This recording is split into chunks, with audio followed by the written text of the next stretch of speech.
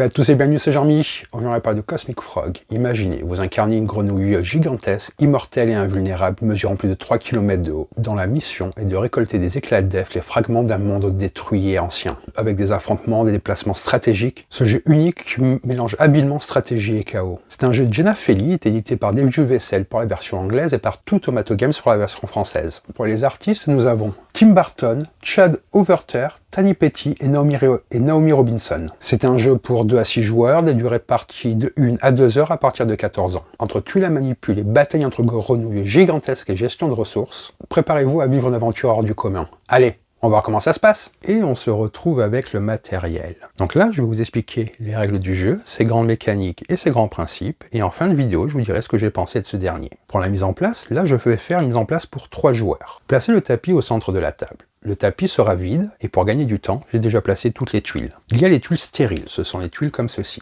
Elles ont soit un côté vierge, soit un côté comme ceci. Lorsque vous préparez le jeu, vous en prenez un certain nombre en fonction du nombre de joueurs, vous les gardez cachés, et vous les mélangez aux autres. Puis, vous placez une tuile sur chaque espace du tapis. Il y a d'abord une couche de tuiles stériles sur tous les emplacements libres du tapis. Lorsque tous les espaces sont couverts par des tuiles, vous allez placer d'autres tuiles. Vous allez prendre les tuiles les plus plates, c'est-à-dire les tuiles de basse terre, qui sont comme ceci. Pour une partie à 3 joueurs, il faut 6 tuiles de chaque type. 6 déserts, 6 collines, 6 prairies et 6 marécages. Une fois que les tuiles basse terre sont placées, pour les placer, c'est à vous de décider où les placer. Mais vous ne pouvez mettre qu'une tuile par espace. Ensuite, vous allez prendre les tuiles de haute terre, qui comprennent les lacs, les forêts, les plateaux ainsi que les montagnes. Pour une partie donc à 3 joueurs, j'ai pris 5 forêts, 5 lacs, 5 plateaux et 5 montagnes. Étant donné que les tuiles fonctionnent par paire, vous les mettez au-dessus de ce à quoi elles correspondent. Comme vous le voyez sur l'aide de jeu, les montagnes vont au-dessus des collines, les plateaux au-dessus des déserts, les lacs au-dessus des marais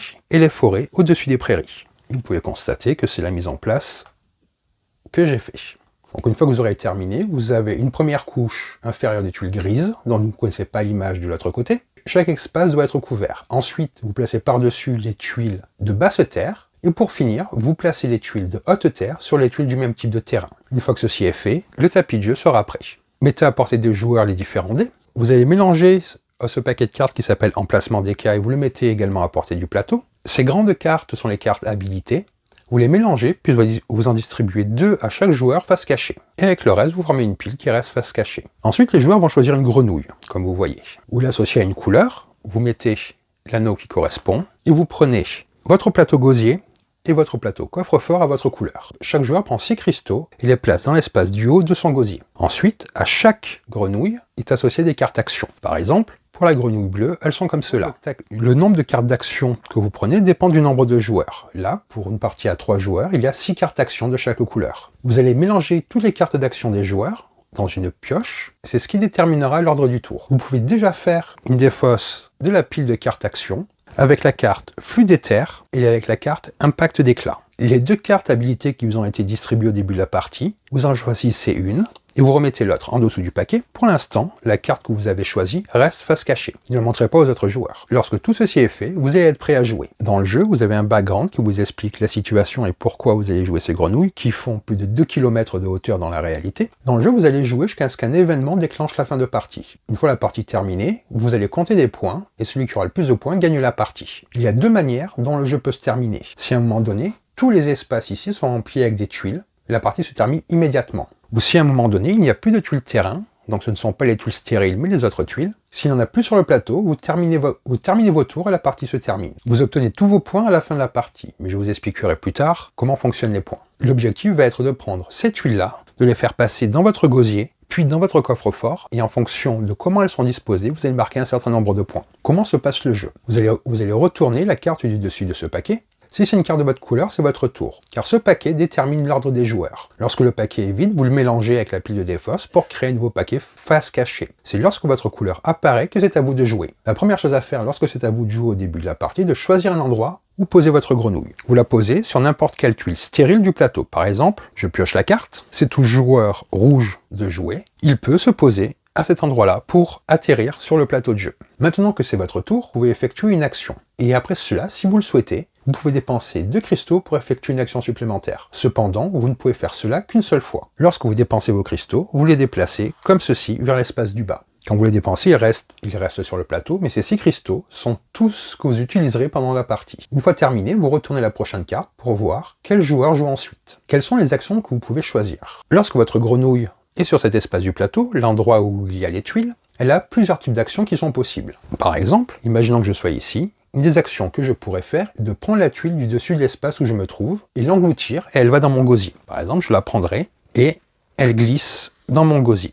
Vous faites toujours glisser les tuiles du haut vers le bas. Une autre action que vous pouvez faire lorsque vous êtes dans cette zone-là est de récupérer. Si vous avez au moins un cristal qui est ici, c'est parce que vous l'avez dépensé, vous pouvez le déplacer, vous pouvez déplacer vos cristaux vers le haut pour les rendre de nouveau disponibles. Mais si vous choisissez cette action, c'est la seule chose que vous pouvez faire ce tour-ci. Vous ne pouvez pas non plus dépenser 2 cristaux pour effectuer une action supplémentaire. Et vous ne pouvez pas non plus effectuer cette action comme action supplémentaire. Récupérer est une action qui va occuper tout votre tour. Tant que vous êtes ici, vous pouvez également vous déplacer. Vous pouvez seulement vous déplacer en ligne droite. Donc là, je pourrais me déplacer comme ceci ou comme cela. Vous pouvez vous déplacer d'autant de cases que de places vides dans votre gosier. Par exemple, imaginons que je sois ici, j'ai 3 espaces vides, je pourrais me déplacer de 1, 2 et 3 en ligne droite. Vous avez la possibilité de sauter au-dessus des tuiles pour aller dans l'espace, mais cela coûte un mouvement supplémentaire. C'est-à-dire que par exemple, en étant ici, je pourrais faire 1 et aller dans les terres. Vous pouvez également dépenser un cristal pour aller dans les terres, puis vous déplacer sur le côté pour revenir sur les tuiles. Imaginons que nous soyons comme ceci et que vous vous déplacez sur une tuile où il y a déjà une grenouille. Il va y avoir un combat. Je reviendrai sur la règle du combat un petit peu plus tard. Donc les actions que vous pouvez faire lorsque vous êtes sur cette zone du plateau, sur le fragment, vous pouvez prendre une tuile, récupérer pour récupérer vos cristaux utilisés, ou vous déplacer. Il est aussi possible que votre grenouille soit dans cet espace-là que l'on appelle les terres. Dans ce cas, vous avez 2 actions à choisir. Lorsque c'est votre tour et que vous êtes dans les terres, vous pouvez choisir de déplacer les tuiles de votre gosier vers votre coffre-fort. Il y a des règles à connaître pour cela. Vous devez prendre les tuiles du haut vers le bas pour les déplacer. Il peut y avoir que 3 tuiles sur un espace de votre coffre, donc vous pouvez les empiler. Il vous revient de décider où vous placez vos tuiles, tant que vous les prenez du haut vers le bas de votre gosier. Lorsque c'est votre tour et que vous êtes dans l'espace, vous pouvez choisir de récupérer vos cristaux utilisés. Et ici aussi, vous ne pouvez effectuer cette action que si c'est la seule chose que vous faites pendant ce tour. Une autre action que vous pouvez faire est de prendre l'une des tuiles à l'extérieur et d'y poser votre grenouille. Vous pouvez, de l'éther, vous déplacer sur les tuiles extérieures. Si par exemple, une grenouille est là, moi je suis ici, j'ai envie de me déplacer, je viens là, il y aura un combat. Lorsque vous êtes dans l'espace, vous pouvez également attaquer une grenouille qui s'y trouve également. Par exemple ici, je pourrais décider d'attaquer cette grenouille. La dernière chose que vous pouvez faire lorsque vous êtes dans l'espace est de voler des tuiles dans le coffre-fort d'un autre joueur. Comment le vol se passe? Il faut déjà que la grenouille soit dans la dimension extérieure. Je vous expliquerai un petit peu plus tard comment on se retrouve dans cet espace-là. C'est seulement lorsqu'elle se trouve ici que vous pouvez voler à un autre joueur. Ensuite, vous devez choisir le nombre que vous allez voler. Si la grenouille de votre joueur est au numéro 3, vous pouvez choisir de voler un nombre allant de 1 à 3. Par exemple, imaginons que je choisisse 2. Ensuite, vous allez prendre des dés. Si la carte habilité est face cachée, pour tous les jets de dés, je prendrai les dés blancs. Le blanc est le dé le plus faible, suivi du dé jaune, et le dé rouge est le dé le plus fort. Tant que cette carte-là est face cachée, tous les dés que vous lancez sont blancs. Si par contre, elle est retournée, pour voler, je prendrai la couleur du dé qui est indiquée ici. Comme vous voyez, chaque carte a des couleurs différentes à ces endroits-là pour les différentes actions qui demandent de lancer un dé. Donc là, l'icône était blanche, donc quoi qu'il en soit, je prendrai un dé blanc. Étant donné que j'ai annoncé que je voulais 2, si je veux réussir mon vol, il faut que je dois obtenir un résultat supérieur à 2. Si c'est supérieur à 2, je gagne. Si c'est 1 ou 2, je n'arrive pas à voler. Maintenant, si j'ai réussi, j'aurai 2 points à dépenser pour voler les tuiles de l'autre joueur. Prendre les tuiles des basses terres, c'est 1 point. Et prendre les tuiles des hautes terres, c'est 2 points. C'est-à-dire qu'avec 2, je pourrais soit prendre 2 tuiles de basse terre qu'il aurait dans son coffre-fort, ou une seule tuile de haute terre. Les tuiles que vous volez à l'adversaire vont dans votre gosier en suivant les mêmes règles que précédemment. Par contre, si je prends une tuile d'un emplacement où il y a une autre tuile en dessous, je dois d'abord prendre cette tuile avant de pouvoir prendre la tuile d'un autre emplacement. Si par exemple on est dans cette configuration-là, il faut d'abord, si je prends celle-là, que je prenne celle-là avant de pouvoir prendre celle-là. Donc là, par exemple, ce serait 2 points pour prendre celle-là, 1 point pour prendre celle-là. Il me faudra encore 2 points si je veux prendre celle-là. Et vous terminez l'action de vol en déplaçant la grenouille de l'autre joueur dans la dimension extérieure. Elle monte du nombre d'emplacements correspondant au nombre de tuiles que vous avez volées. Là, si je lui ai volé 2 tuiles, elle remonterait jusqu'ici. Ça, ce sont donc les actions que vous pouvez faire lorsque votre grenouille est dans les terres. Déplacer les tuiles de votre gosier vers votre coffre-fort, récupérer des cristaux, vous déplacer vous déplacer sur l'un des espaces extérieurs, attaquer une grenouille qui est avec vous dans les terres, ou voler les tuiles d'un coffre-fort d'une autre grenouille. Toutes les actions sont rappelées sur l'aide de jeu que vous avez ici. Au dos, vous avez tout qui est expliqué. C'est très bien fait, c'est très pratique lors de la partie. Avant de continuer, je vais vous expliquer comment on marque des points, et après, on va continuer à parler des règles. Je vais prendre cet exemple pour vous expliquer comment on marque des points. Nous allons calculer les points de placement en retirant séquentiellement des lignes droites de terre exposées du même type. Nous retirerons d'abord la ligne droite avec les deux prairies, comme ceci. Cette ligne nous donne 3 points. Le rappel des points est indiqué ici. Ce sont des basses terres, elles sont 2 en ligne droite, 3 points. En ce faisant, on a exposé une forêt et un marais. Et on découvre une ligne droite de 2 forêts. Les forêts sont des hautes terres, donc on les enlève, et ça me rapporte 5 points. Comme vous voyez, haute terre, 2, 5 points, je suis à 8 points. Sans les forêts, il y a 3 basses terres d'exposé. On va marquer le marais, la prairie, ainsi que le désert. 1 à chaque fois, ce sont des basses terres, ça fait 3 points supplémentaires. Donc 8 et 3, là on est à 11 points. En enlevant ces basses terres, on obtient une ligne droite de 3 plateaux. Cela vaut 9 points, car ici c'est indiqué 9 points. Vous marquerez aussi des points de diversité. Ici, vous allez marquer des points en fonction du nombre de domaines terrestres différents que vous avez dans votre coffre-fort. Là, comme vous voyez, j'en ai 3, donc je marquerai 5 points supplémentaires. Comme je vous disais, dans le coffre-fort, vous pouvez placer les tuiles. Vous pouvez les empiler si vous le souhaitez, mais jamais plus de 3 tuiles par espace. Vous pouvez faire ce qu'on appelle un siphon, c'est-à-dire que vous allez mettre une tuile plate, puis une tuile épaisse du même type de terrain, et enfin une autre tuile plate du même type de terrain. Par exemple, un siphon pourrait être composé comme ceci. 1, 2, et 3. Là, j'aurais réussi à faire un siphon. Si j'ai un siphon dans mon coffre-fort au début de mon tour, je peux déplacer un cristal utilisé vers le haut afin qu'il soit de nouveau disponible. Il y a 4 types de terrains différents, vous pouvez donc faire 4 types de siphons. Par contre, vous pouvez avoir autant de siphons que vous voulez, mais vous pouvez en utiliser que 4 et 1 par type de terrain. Revenons maintenant aux cartes habilitées. Tant que la carte habilité est cachée, vous ne l'utilisez pas.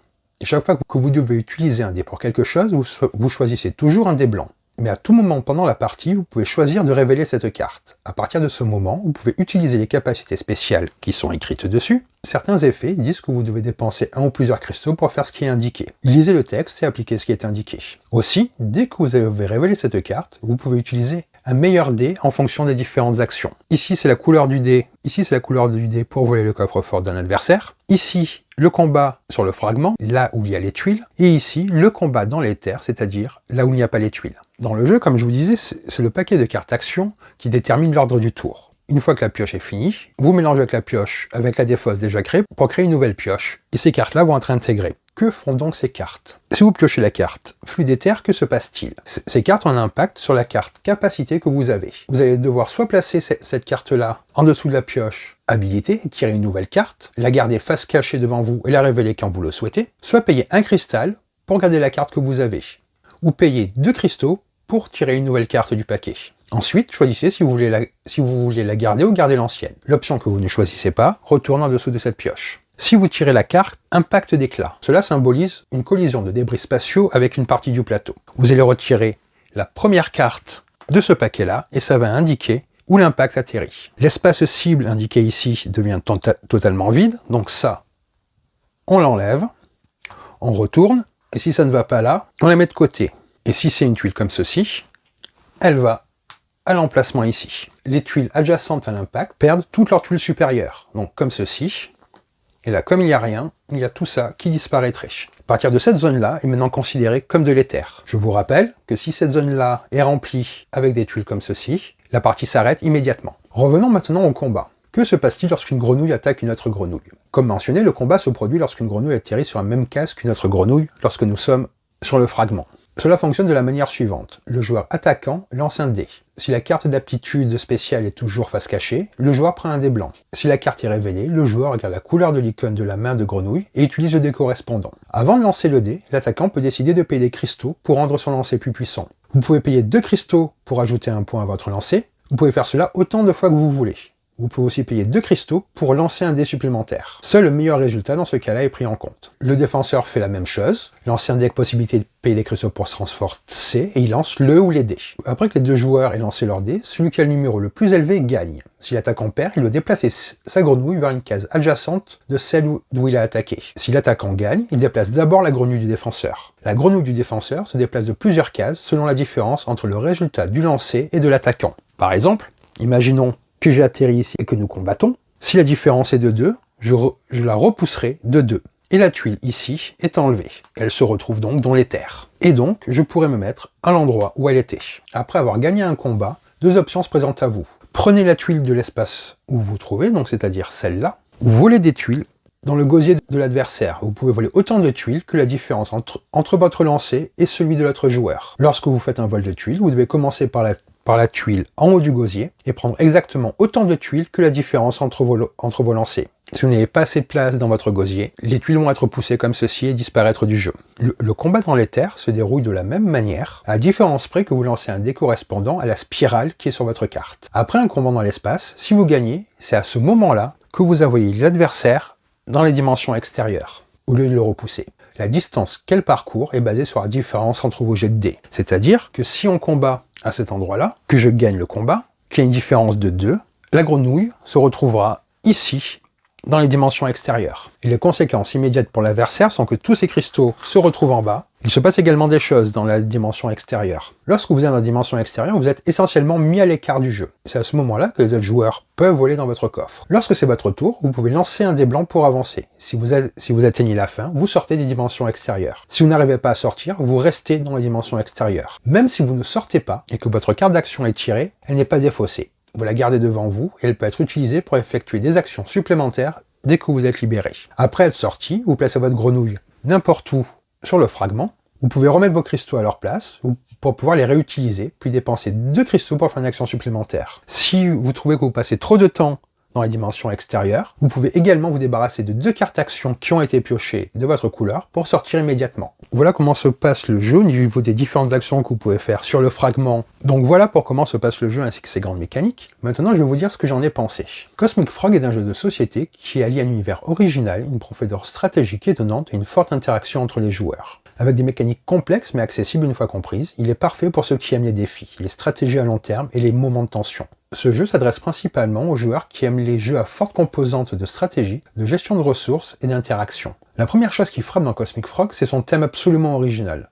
Vous incarnez des grenouilles cosmiques géantes qui se déplacent dans un univers fracturé, afin de collecter des tuiles représentant différents types de terrains. À première vue, cela peut paraître bizarre, mais une fois que vous vous plongez dans l'univers du jeu, vous réalisez que ce thème sert parfaitement les mécaniques ainsi que l'ambiance. L'aspect visuel, avec des graphismes psychédéliques et des illustrations détaillées, renforce cette atmosphère étrange et immersive. Les couleurs vives et les dessins dynamiques plongent les joueurs dans un monde où tout peut arriver et où chaque élément visuel est parfaitement cohérent avec l'univers du jeu. C'est un vrai plaisir pour les yeux et c'est un des points forts du jeu.